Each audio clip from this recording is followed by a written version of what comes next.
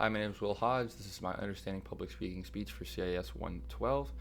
Overall, I thought the book was fairly interesting so far. I think it's going to be interesting to learn about TED, an organization that I admire, from the head of TED, and I think he'll have a lot of interesting stories to share.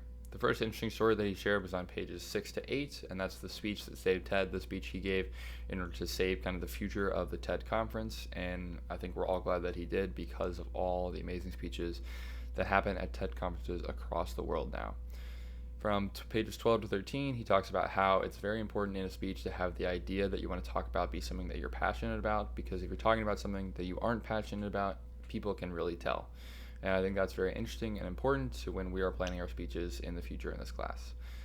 The last quote I want to talk about is on page 19 to 20, and he talks about how words matter more than your body language, which I think is a very valuable thing to say. I think that body language is important, but what you're actually talking about needs to be the main focus, and it's not 93% body language and emotion and 7% words. It's a much higher percentage of words when you're actually speaking.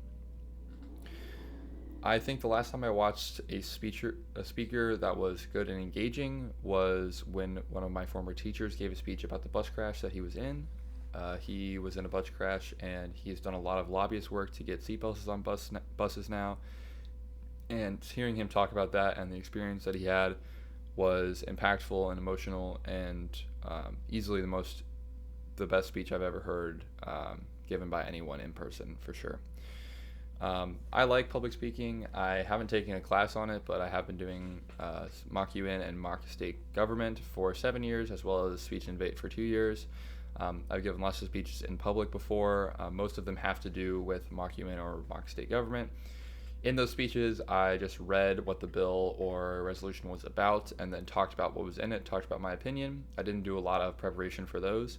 For speech and debate, I did a lot more preparation. I researched lots of different topics and issues and made sure that I was well versed in the topic that we were discussing, as well as citing my sources in MLA format.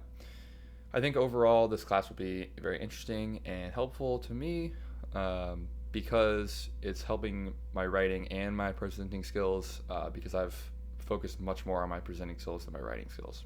Thank you.